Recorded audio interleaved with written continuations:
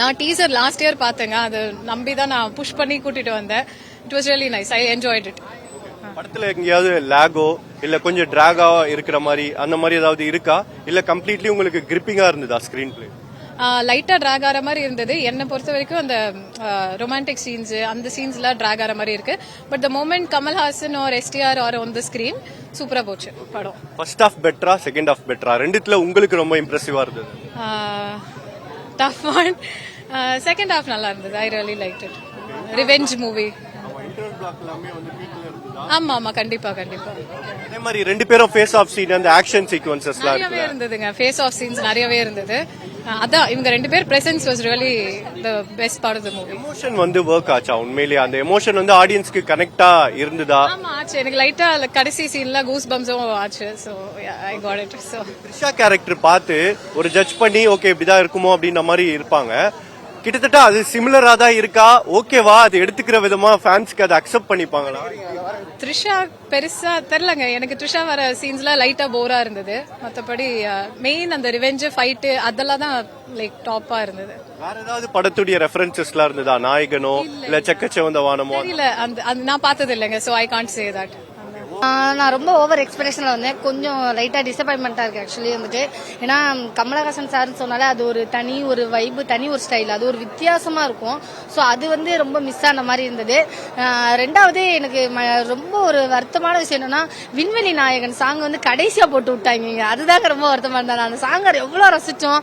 ஸ்கிரீன்ல பார்க்கும்போது ஒரு ஃபீல் இருக்கும்ல, அந்த ஃபீல் இது இருந்தது. மூணாவது அது சிங்க் ஆகல சீரியஸாவே. ஏன்னா அந்த ஒரு சாங்கோட வைப்பு வந்து நம்ம ஆல்ரெடி போட்டு முன்னாடி பார்த்துட்டோம். அந்த வைப்பு வேணுங்கிறதுக்காண்டி தானே வந்தோம். ஸோ அந்த வைப்பு மிஸ் ஆன மாதிரி ஒரு ஃபீலா இருந்தது. மணிரத்னம் சார் மேல வழக்கம் போல ஒரு கோவத்துல இருக்கும். ஏன்னா கிளைமேக்ஸ் வந்து எனக்கு வந்து கொஞ்சம் ரொம்ப அழச்சிட்டாரு. ஓவர் அழுகே வச்சுட்டாரு. எதிர்பார்க்காத அழுகாது. கிளைமேக்ஸ்ல எல்லாம் உங்களுக்கு ஒர்க் அவுட் ஆயிருக்கும். கம்பல்சரியா ஒர்க் அவுட் ஆச்சுங்கிறத தாண்டி நீங்க ரசிகனா இருந்தீங்கன்னா கோபம் பயங்கரமா வரும். அது ஒரு விஷயம் இருக்கு கிளைமேக்ஸ்ல. அந்த கோபம் தான் எங்களுக்கும் இருந்தது.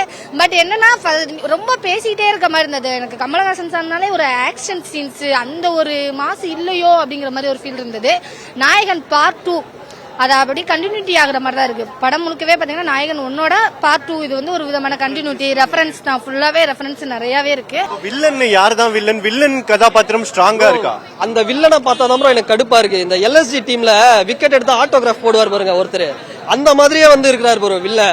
ஐயன் கமலேஷ் மாதிரி ஏதோ ட்ரை பண்றாரு. அந்த வில்லனே செட் ஆகல. வேற ஏதாவது வில்லன் போட்டுடலாம். இந்தியன் 2ல கூட பண்ண தப்பு அதுதான். பாபி சிம்மா போட்டதோட அஜய் தேவகனை தூக்கி இந்தியன் 2ல போட்டிருந்தா அது கொஞ்சம் பேன் இந்தியால நல்லா. வில்லனை தான் மிஸ்டேக் பண்ணிட்டாங்க.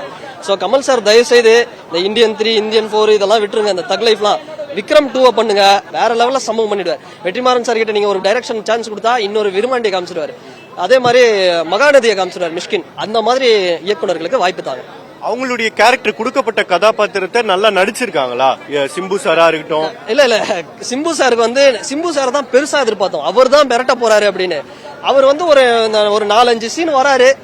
எதுவுமே பெருசா கனெக்ட் ஆகல ப்ரோ. இன்னும் நல்லா ஒர்க் பண்ணிருக்கலாம். ஆனா சினிமா நாலேஜ் இருக்கிறவங்கள வந்து சொன்னா இது டீ கோடிங் இங்க அப்படி இங்க இப்படி அப்படிலாம் சொல்லுவாங்க. இருந்தாலுமே வந்து பெருசா கனெக்ட் ஆகல. ஆடியன்ஸ் வந்து ரெண்டாவது வாட்டி முடியாது ப்ரோ. செக்கச்சவந்த வானம் கூட இன்னொரு வாட்டி நான் விஜய் டிவில பார்ப்பேன். ஆனா இந்த படத்தை என்ன ரெண்டாவது வாட்டி பார்க்க முடியாது. ஹானஸ்டா சொல்லணும்னா அதுதான். எக்ஸ்பெக்டேஷன் லெவல் மெட் ஆகல. நம்ம ஒரு எக்ஸ்பெக்டேஷன்ல வந்திருப்போம். பட் ஆனா எக்ஸ்பெக்டேஷன் லெவல் மெட் ஆகல. பிகாஸ் ஏன்னா கமல் ரெண்டுமே ஸ்பேஸ் ஈக்குவலா தான் கொடுத்துருக்காங்க. பட் தக் வந்து எஸ்டிஆருக்கு இல்ல.